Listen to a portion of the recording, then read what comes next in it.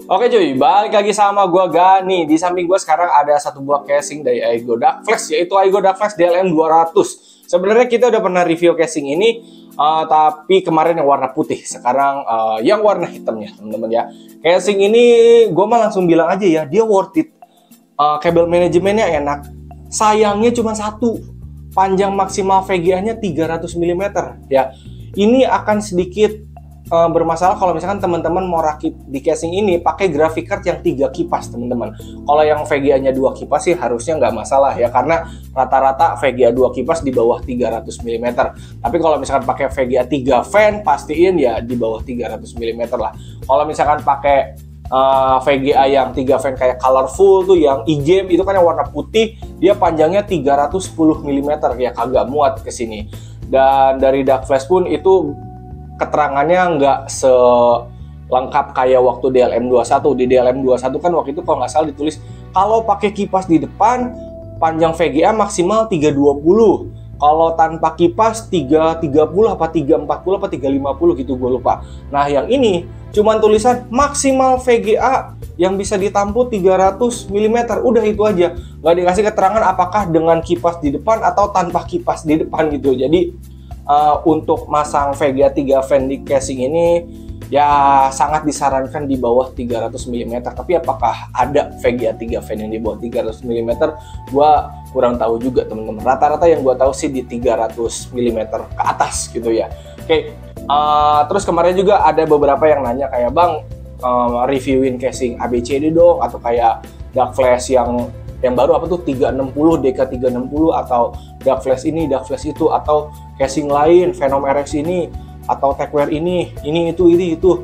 Gua bisa aja teman-teman nge-review casing apapun yang kalian minta, tapi pertanyaan selanjutnya adalah mana barangnya gitu loh. Karena ketika gua nge-review casing kayak gini atau ngerakit PC, satu, balik lagi barangnya di mana, yang kedua apakah ada yang pesan atau tidak. Kayak ini nih, gue belum pernah nge-review casing ini, tapi ada pelanggan yang rakit PC dan pengen casing ini, yowes, jadi sekalian gue review. Atau ada brand yang ngirimin casing kayak kemarin Techwear ngirimin casing, yowes kita review. Kalau misalkan kalian request casing ABCD dan dananya nggak ada, barangnya nggak ada, atau belum ada yang mesen, ya gue belum bisa review. Jadi kalau gue nge-review barang itu gimana adanya di gue aja, oke ya. Dan gak usah lama-lama, langsung kita lihat lebih dekat aja ke casing yang ini, oke?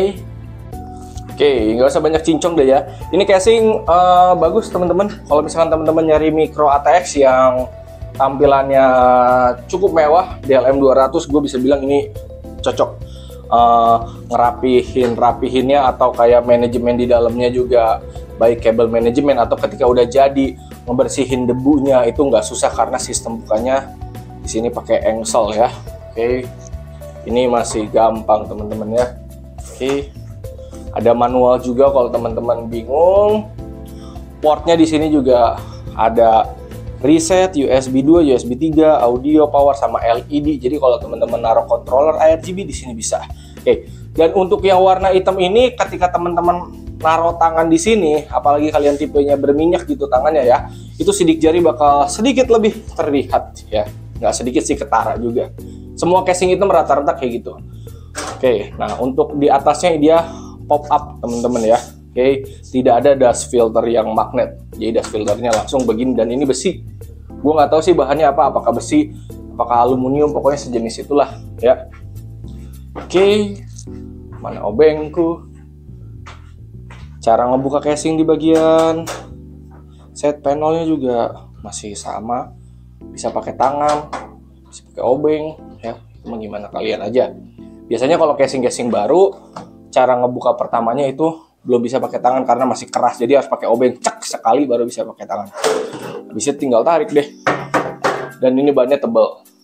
DLM 200 bagus teman-teman, asli deh. Oke, kabel manajemen juga enak.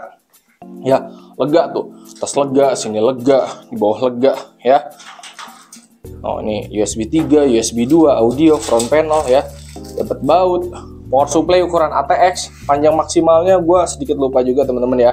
Hard disk 3,5 bisa di bawah, di atas juga bisa, ini bisa 2 biji di sini.